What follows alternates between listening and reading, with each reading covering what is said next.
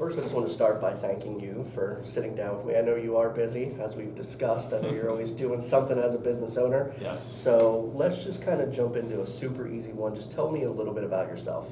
Well, Brooks Hemauer, owner, founder of Hemauer Brewing Company. Started home brewing, coming up on 6 years now. Just needed something to do after football season was done. I do not sit still very easily. My mind always needs to be occupied with things. So I decided to take up home brewing as a hobby, and 6 years later, here we are with a company built on a kitchen stove. Nice. Were you entering contests as well when you were doing the home brew? Yeah, it was probably about a year and a half in where I started entering some competitions. One in particular, the Iron Brewer out of Lancaster, won several awards. I think we have 3 first place ribbons, and I think out of total, 6 or 7 total awards we've won at that show over 3 years. It's pretty good overall. That's a good showing. Yeah, and it's a tough competition as well too. Can you tell everyone at home a little bit about your brewing system that you're using then currently? So currently we're on a 7-barrel commercial system, which I haven't maxed out quite yet, just to try to keep the freshness as well as the demand isn't necessary through these times. We started out with a used dairy bulk tank for a mash tun, just something that was cheap and inexpensive to get the process started, which we do have an order currently for a new mash tun, which should be coming shortly within the next couple of weeks, which I'm really excited about, make my life easier.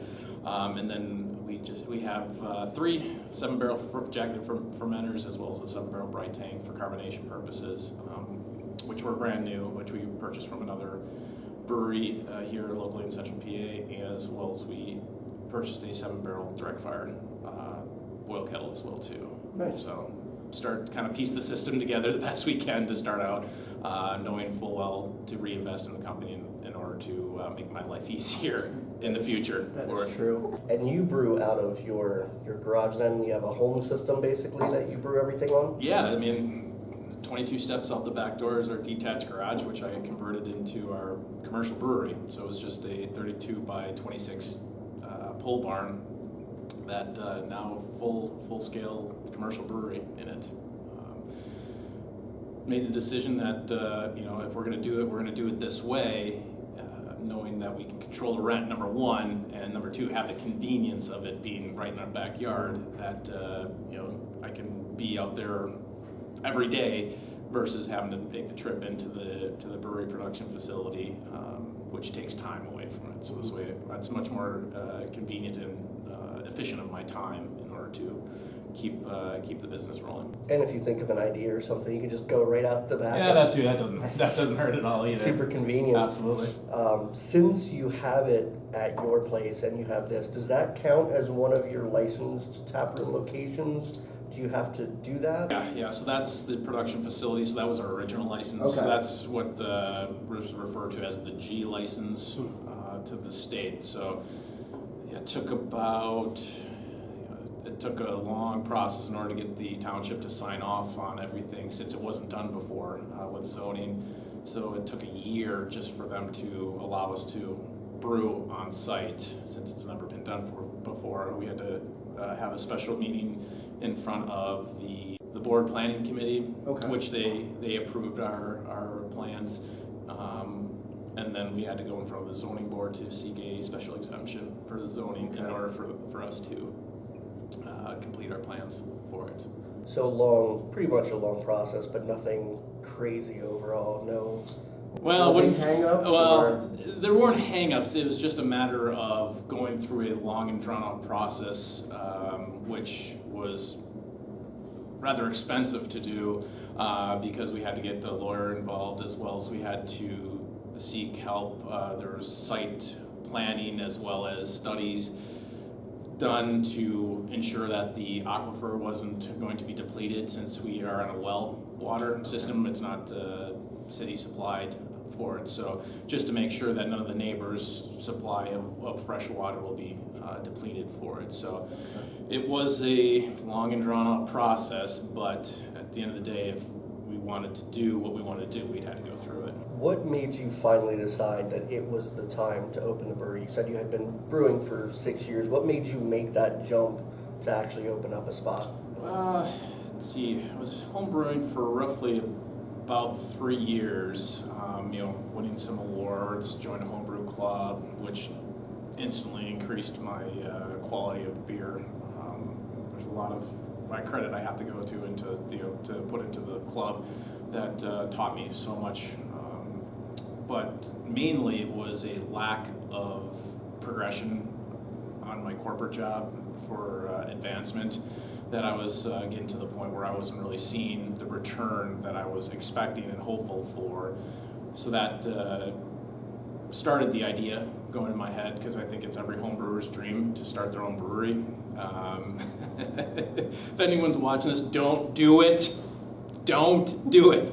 It is always a dream to own my own business, to call my own shots. I didn't have to go through the bureaucracy of getting something changed when I know how to fix it, and then someone's not willing to listen to your ideas to help you out to your life as well as your colleagues' lives every day to day. So it was actually my wife that finally said, yes, let's do it. We finally took our honeymoon, which we were married for 5 years, I think. We went to Mexico. We were sitting on the beach. I was reading Brewing Up a Business by Sam Calcione of Dogfish Head. Okay. And I kind of floated her the idea, hey, this is what I'm thinking, this is what we'll go. And she's like, you know what, do it.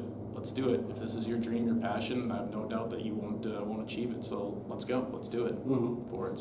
So that started the snowball rolling. But it took us a little over 3 years to open the tap room up.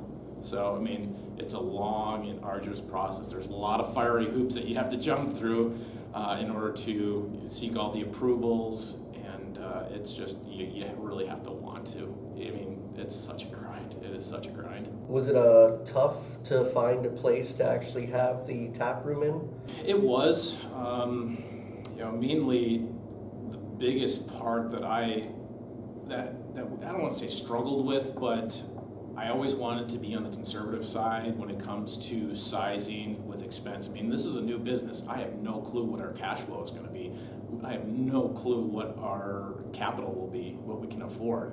So I'd rather go small from the get-go, just in case something happens, like a pandemic, that we still will be able to be solvent in these, in those times, that we can be able to afford to pay our rent, to be able to pay all our bills, feed our kids, and then grow in the future as we go along. So, there really isn't that many commercial spaces left that we had envisioned. So, we're in some contract negotiations on several places, which just didn't work out. And then our current location here, things just came together like they were supposed to. So, we're happy to be here.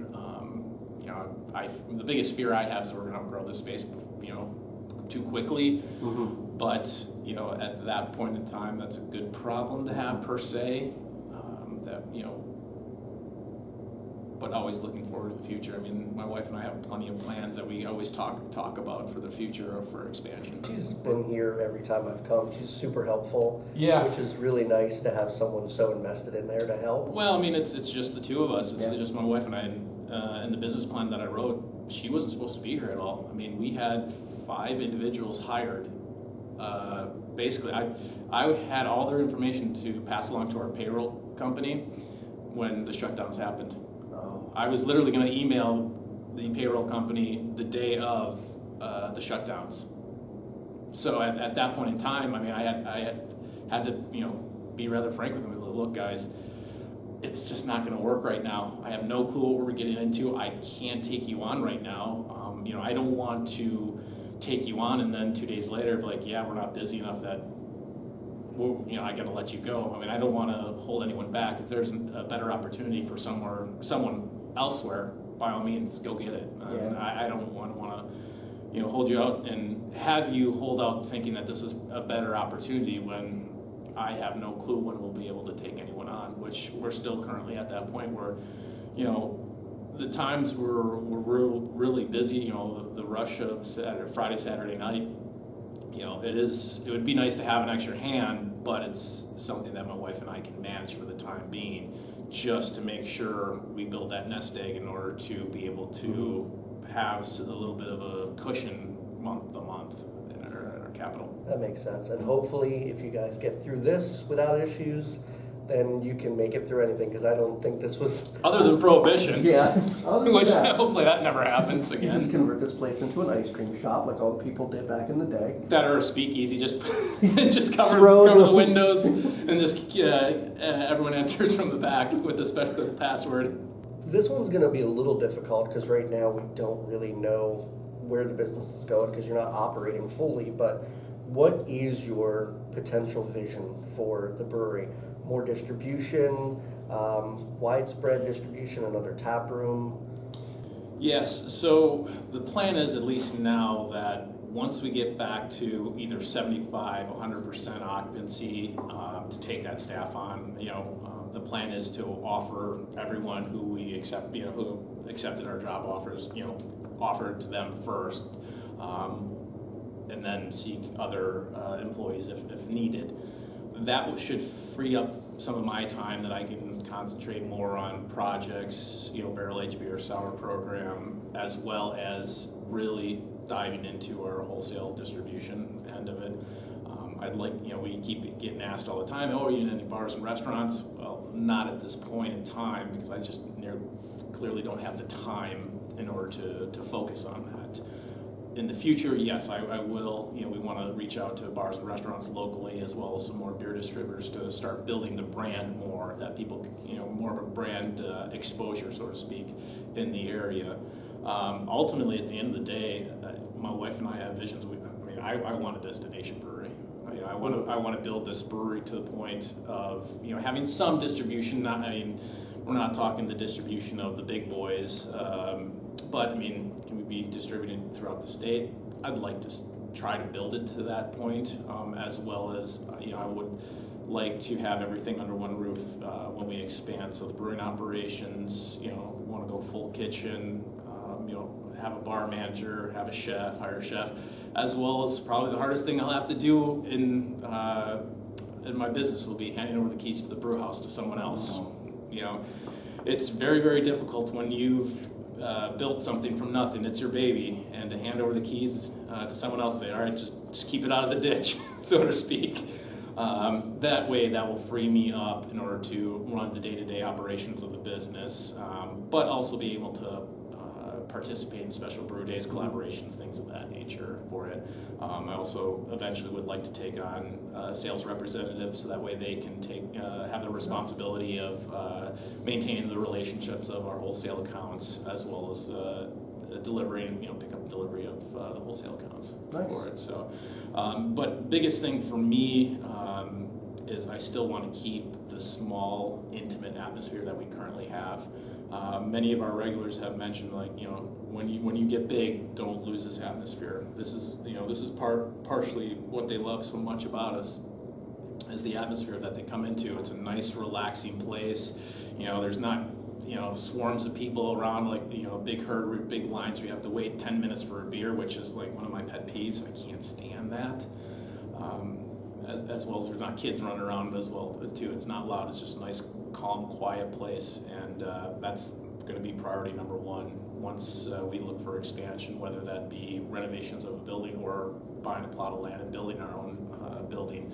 I want to keep that small atmosphere, intimate atmosphere with it. Nice. I like the sound of that. Yeah, it's some of those things you said I definitely agree on. Yeah. Some places they feel like they have gotten too large, and they lose sight of the customer that really got them to that point. Exactly. And it sucks. I mean, there comes a point where I guess business have to grow. Yeah. But I just hope that everyone can maintain that balance, and some places just don't, it seems. Yeah, and the biggest thing for me is I don't want to lose touch with the people who've gotten us this far. So, you know, to where we are today, as well as throughout the rest of this pandemic to the other side, because I mean, they're everything to us right now. I mean, they're the ones that people come in and say, no, I want you to succeed. I'm here because we want you to succeed in this. We love your beer. We love you and your wife. You guys are great. You're always so cheerful, so helpful, ready to accommodate us at any time. And we have to get through this in order to pay them back throughout the years. So I'm not willing to turn my back on them anytime at all. I mean, I drive an hour to get here, and I've been here multiple times, so that says something about your beers. They're not available anywhere else. I always know when I'm coming here, whether it's just me or last time I brought friends, we're all going to have a good time here, and there's going to be good stuff. I mean, there's a new bar open every minute in Pennsylvania, it seems. So the fact that you keep returning here is a good thing. So I'm glad to see that you have some regulars that are keeping you. Yeah, and that's a thing that we'll stress with my staff in the future is ultimately at the end of the day, they're coming in for the experience. We have to make sure that the experience is at top notch all the time, 100% of the time. You can have the best beer in the world, but if people come in and have just bad service, just bad experience, they're not coming back. No. They're yes, they're here to buy your beer, but they're also here to buy the experience. They want a place to come in and have a good time, and will be stressed with the staff, and at times I'm an all or nothing guy. So either you're rowing with us or you're rowing against us. So your 75% isn't good enough. When you come in, it's better be 100% because that's what I expect of myself and my staff. And I'm not a big rah-rah leader. I don't give those speeches. I'd like to lead by example, and that's one thing. No matter how big we grow, I'm not going to make myself too good to wash dishes, bus tables, pour beer, which is something I learned in the corporate world that the management is not in. Pardon my French. They're not in the shit with the grunts. That way, when I'm down there and they say, "Hey, we really could use this," I know exactly why, and absolutely they'll get it. They'll get it. I don't want to lose that pulse of my staff as well as my business when I make the decision to run the day-to-day operations and be more distant from the lower level of the business. But ultimately, at the end of the day, that will make much happier employees, which and then they can return it to our guests. What beer actually got you interested in the craft beer industry? I remember one offhand. I'll take that back. Two in particular. First one was Prima Pils by Victory. Ooh, good one. Full disclosure, I was a Miller Lite drinker before I got into craft beer. We'll start there. Yeah, everyone has those gateway beers. And I think my wife's cousin or something was having a party and they had some beer left over. I'm like, free beer? Hell yeah, sign me up. And it was Victory Prima Pils. And I remember drinking for the first time and it was so bitter. Like, holy cow, like, what is this? And, I kind of had to choke it down, but hey, free beer, I'm not going to pour it out. And then number two was actually Nugget Nectar. Okay. Back when Trogs was in Harrisburg. I was at a friend for a party, and he's like, "Here, try this." And once again, so bitter. It was like, wow, what And then you get, but more of the, wow, what is this aroma that you get? This isn't beer. Beer shouldn't smell like this. But that kind of got the gears turning. Like, wow, okay. And then once I acquired the taste of hops, then it's like, then it was all downhill after that. Can you talk a little bit about your brewing philosophy and how it possibly has changed from when you first started brewing? I think when I started, obviously started out as a home brewer. I only brewed for what I wanted to drink, So, I started out with IPA kits and doing that. But I guess as my palate revolved with time, I had tried different styles. I got into sour beer.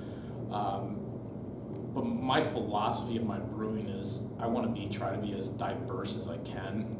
I want to be able to brew many, many, many different styles and do it at a very high quality. And I don't want our business to be known, oh, well, they only make IPAs. They're only known for their IPAs, or they're only known for their stouts, or their barrel or aged beer, or their sours. I want someone to come in and say, wow, I can't believe you have so many styles on. I figured you'd just be XYZ type brewery. So I've really made the investment in education of brewing different styles, from lagers, pilsners, which are hands down the hardest style to brew, but also doing, starting with sours as well as barrel aged beer, just to gather as much knowledge as I can that we can fulfill that need in the future, to try to implement a portfolio to everyone's tasting for it, so that way we're not chasing someone away because we don't have a particular style that they like, or maybe they're not the most courageous when it comes to trying something new.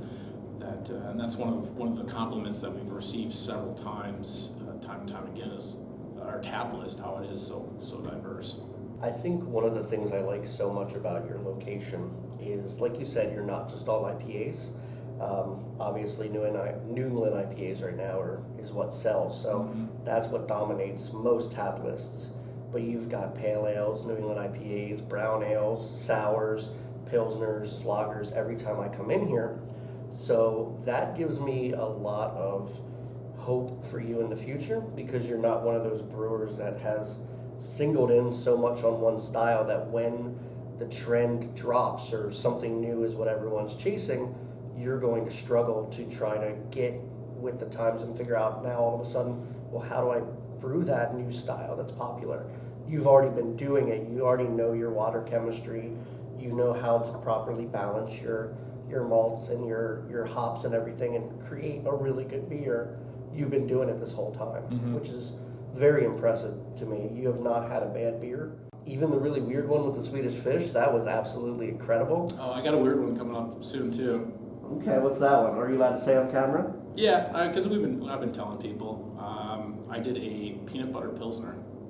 Oh, Yeah, I'm like, never heard of it before. interesting. I want to get back to our roots. This is kind of because I want to get back to the reason why I fell in love with brewing. Okay. Is more so of the experimental stuff. And people who've had our beer when we were in process, in planning of building the brewery, we'd go to different beer festivals to pour our beer, and people are like, well, that was the reason I fell in love with you, is because of the crazy stuff. Who makes a Peeps beer or Fruity Pebbles beer? You've got cool posters up Yeah. As well, just crazy off the wall stuff, and that's sort of like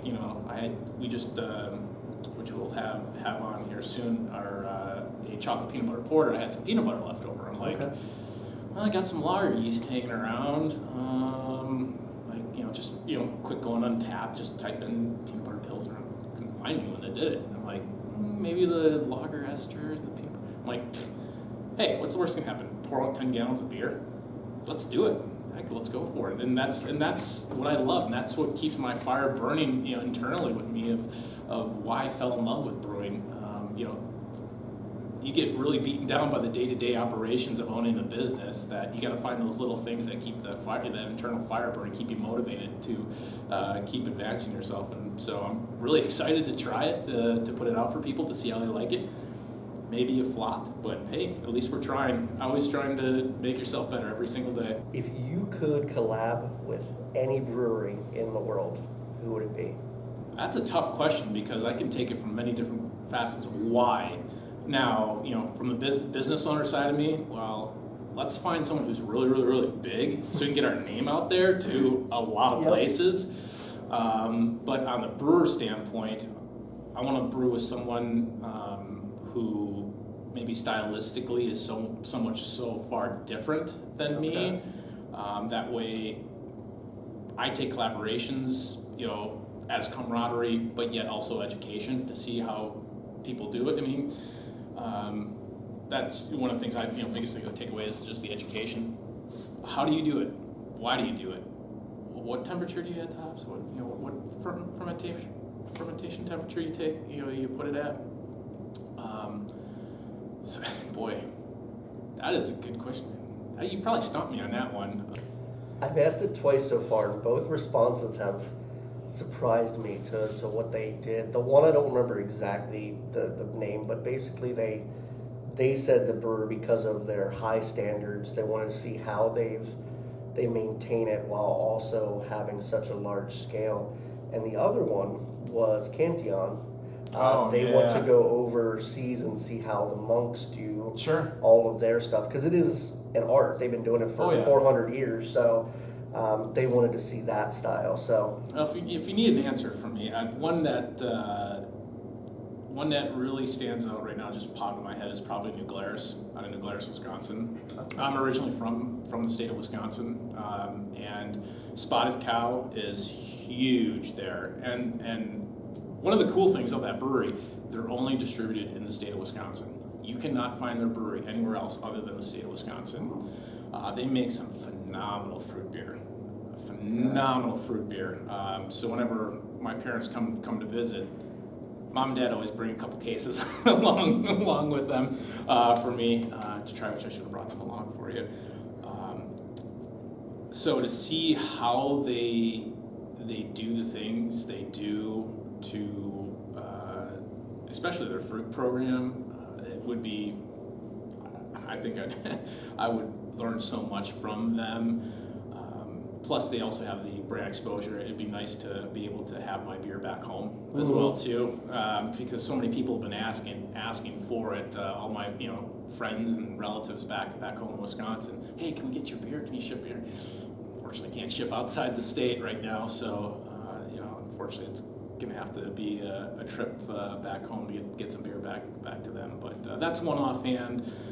Cantillon, especially because I'm a huge fan of sour beer.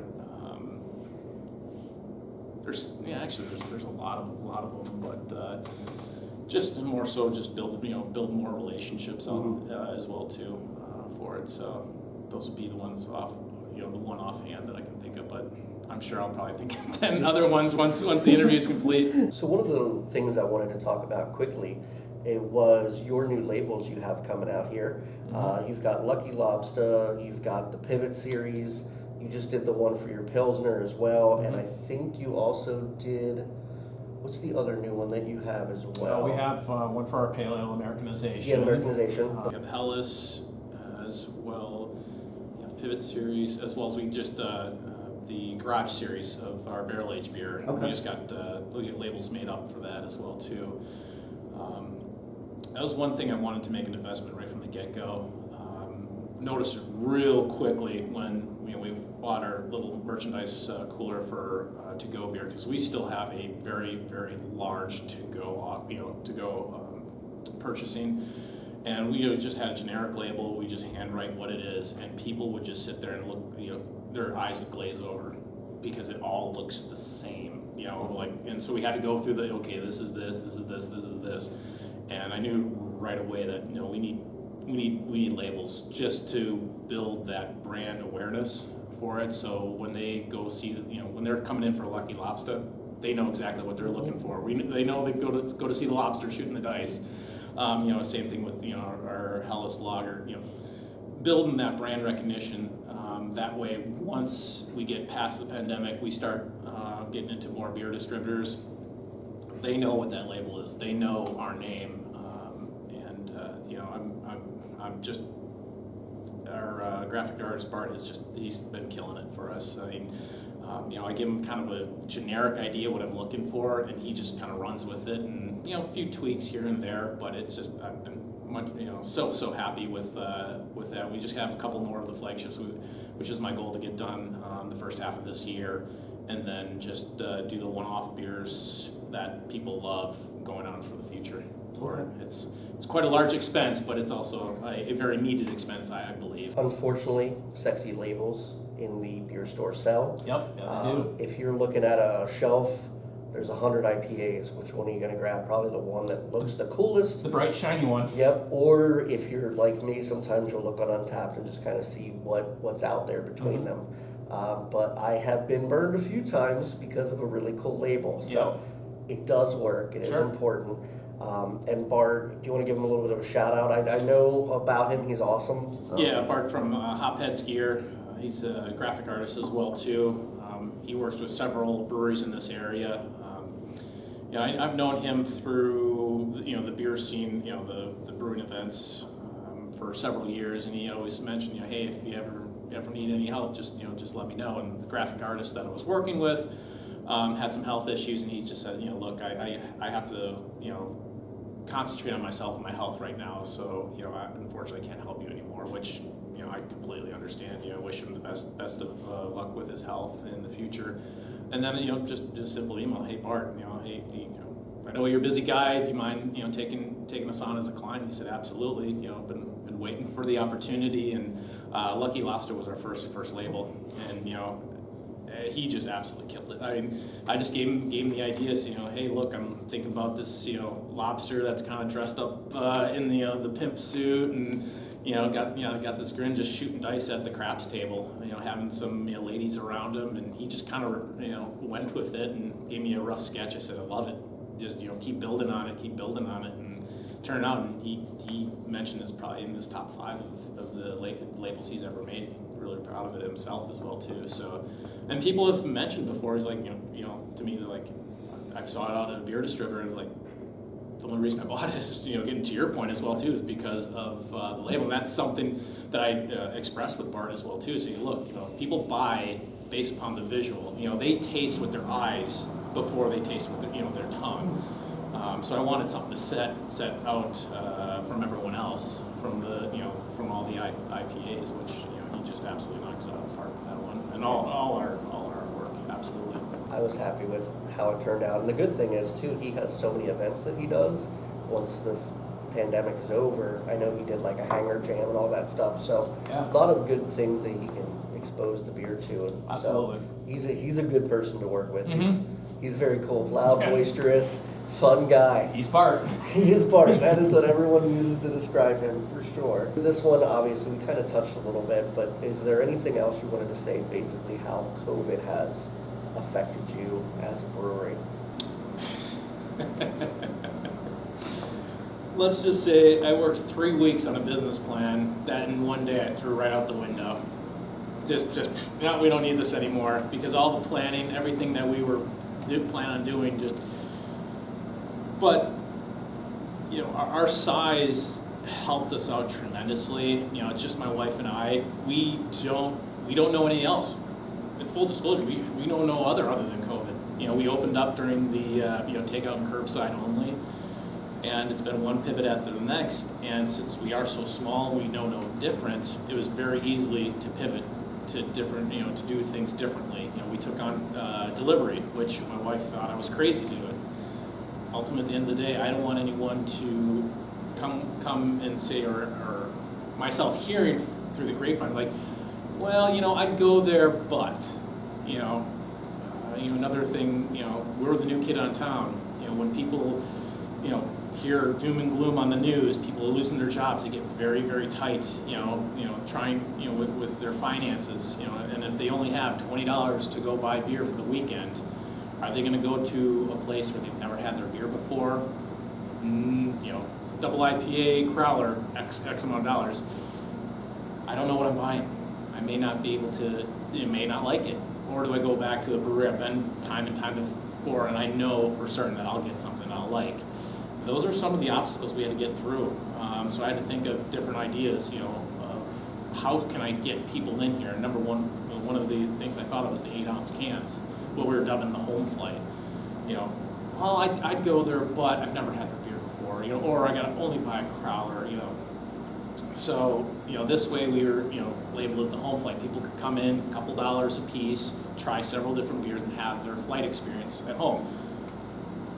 All the breweries I've been to, and all the people I've talked to that, have gone to breweries the first time, they want to have a flight. We wanted to give them that experience, even though we weren't able to give them the experience here at our location. So, the 8-ounce cans, were great, huge success. Doing 16-ounce cans as well too. I knew right from the get-go we had to do it because that's people want it. That's where everyone was going. Especially when the curbside takeout only, they want to have maybe just one beer. When you crack that Crowler can 32 ounces, you're committed. There's no going back on it. With a 4-pack of 16-ounce cans, well, I'll have one now, and then I'll have one, 2 days from now, and then I'll have the rest. So that gives them the flexibility for it. And I wanted to make our offerings as diverse as we can to facilitate, their request for us. And COVID's been a challenge. It's just, it is what it is. You have to figure out how to navigate through these little things. Never thought in 3 years of planning that we'd be starting out this way, but you know what? If we can get through this, we should pretty much be able to get through anything for it. But something like this really tests your resolve as well too. What you're willing to do in order to survive times like this, which I keep telling people time and time again, we'll get through this. We have no option. We don't have an option not to for it. All our chips are in the middle of the table. We have to get through this and get to the other side. Once we get to the other side, then we can really start building this brand, which I believe it's ready to grow. It's ready to grow big time. I would say that I really did like your diversity of packaging. I know when I first was looking, before I came up here the first time, I saw the option for curbside. I saw the local delivery and all the different can sizes, and that's kind of unheard of. It's either Crowler or a Growler, and that's basically it. So it was nice to see someone so young already have cans. Some of that kind of comes from COVID. I know some people are doing things now that they didn't necessarily plan would happen so soon, but you still have to get your beer out there. So I know it's an expense, but it happens. And to expand on that, we weren't planning on having a Crowler machine right away. The plan was, about a month or two, kind of see where cash flow lies. We had the funds allocated for it, but, it's one of those, let's just kind of see how things progress. Because, my biggest fear going into this was, I hope I don't run out of beer for the grand opening. You just hear time and time again when a new brewery has a grand opening, you run out of beer. So I was just hell-bent on packing the cooler for as much beer as I can, just to try to get us, through that first couple weeks of the grand opening. But as soon as COVID hit, knew that everything shut down, curbside takeout.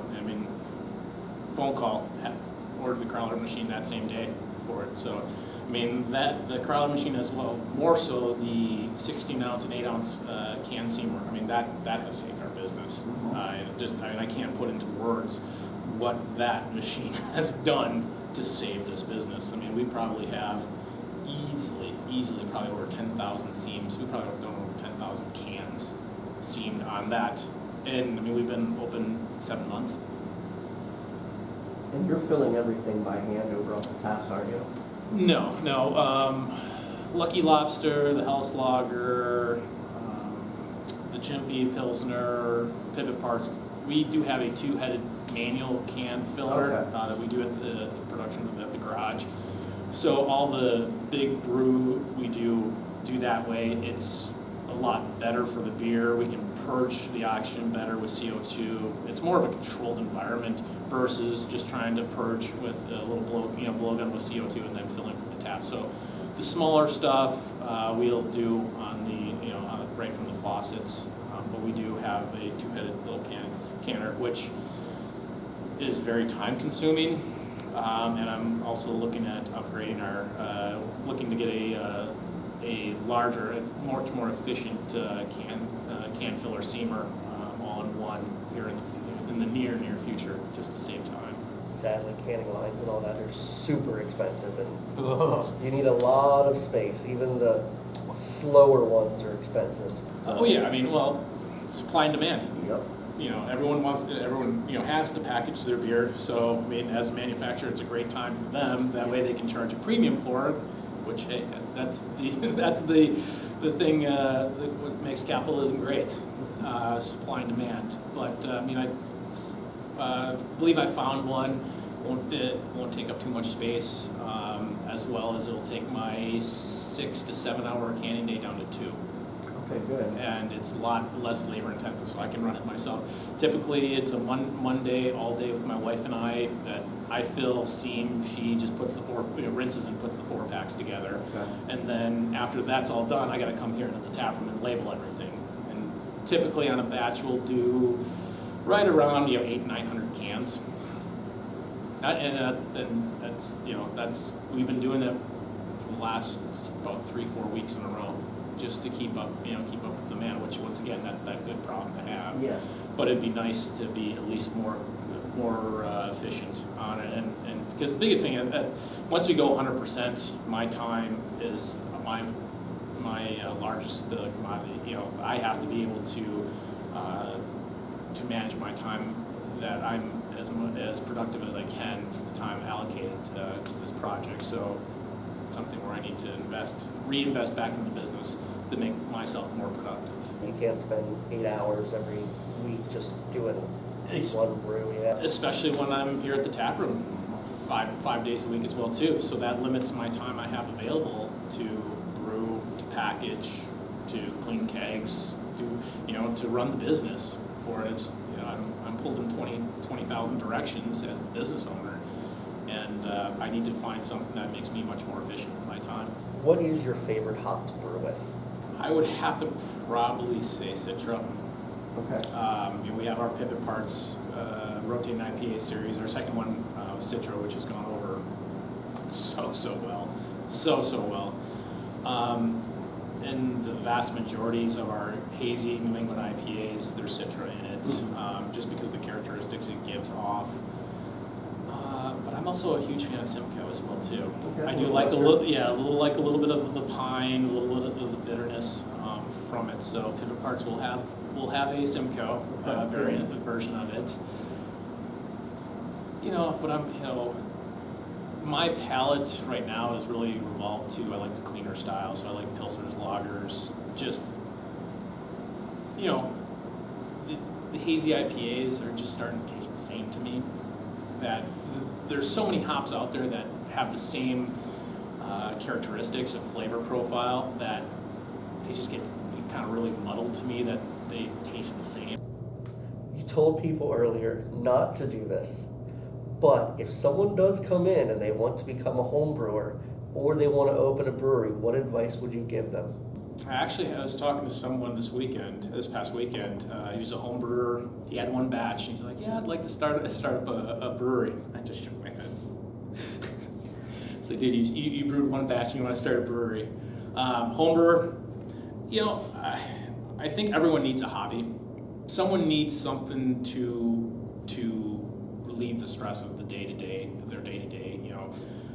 something to enjoy, something to keep themselves motivated to get to tomorrow. Like, oh, I can't wait till this weekend until I can brew, and or do this, do that. So home brewing is such a great hobby. It has such a great community of people out there. There's many clubs out there that you can join for various reasons, whether it be educational, just the camaraderie end of it, or just because you like to drink beer and hang out with people.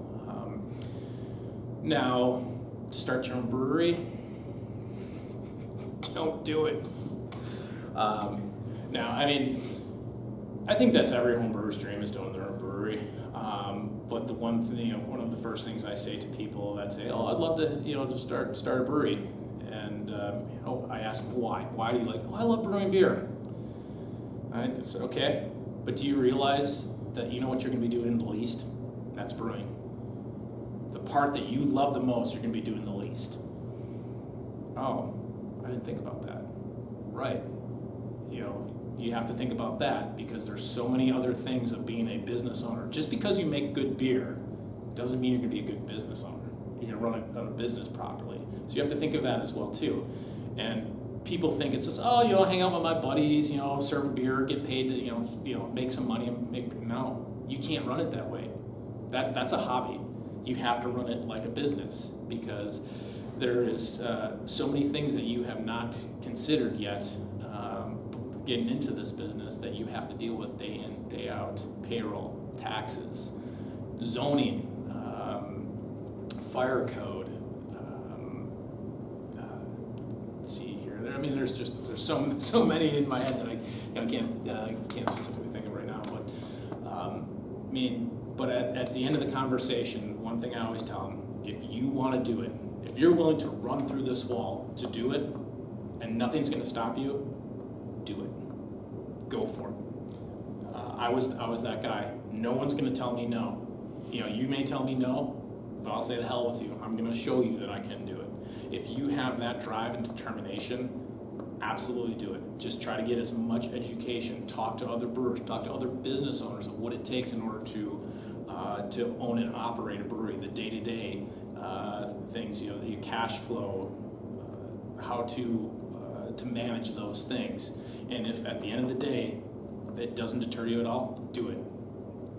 Go chase that dream down. Not many people in the world can say, you know what, I achieved my dream, I'm living my dream right now. And that's something that, to me, means the most to me, that I take most pride in, is that I started this business, what it is now. And my wife even mentions, time, when we're slammed, we finally got that minute to the breath. Say, take a step back, look at, this is what you built. Mm-hmm. And the pride that I have for that made all that struggle, all that sacrifice, that's worth it. Absolutely. And I'd do it again in a heartbeat. Absolutely. Obviously, I don't learn very well at times. Here's the last one for you. Okay. Is there anything else you want to tell the viewers at home watching this, why they should come out, what makes you different from another brewery, any events coming up or anything at all you want to tell them about? Mainly just, husband and wife team. When you come in, the only people you're going to see is Brooks and Shannon. I want to express my gratitude to the guests we've had so far, that we wouldn't be here without them. And we just try to provide the best experience that we can, provide a high quality product as well as a high quality environment for them to enjoy our product in the future. It's a very, very difficult time right now, that we're just trying to make the best of it that we can. And once we get through this, we are looking to start a mug club here. And once we can go back to 100%, start it then. We also did start a rewards program at the start of the year. For me, more so, it's to build loyalty for the repeat visits. But for me, more so, it's for us to thank them. It's a little something that we can thank them for supporting us through this time. But I never want to turn our back, because they are our greatest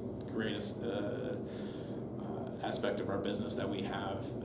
Because without them, I don't know what I'd be doing right now, because I'm not going back to the corporate world. It's been an amazing 7 months. I'm looking forward to the next 7 months. I'm looking forward to the next 7-8 years of where this business will be. We have some pretty lofty goals, but at the end of the day, we're going to achieve it, because we have no other option. We're going to get it, and I'm hell-bent of building this business in order to achieve those dreams. And we're going to be starting some live music soon as well too, to try to get somewhat back to normal. Just trying to think of other ways, maybe starting some trivia or some bingo during the week to get people, to encourage people to come out and hang out with us some more. Awesome. Well, I want to thank you for sitting down here with us, letting us pick your brain a little bit. Appreciate it. Yeah, man.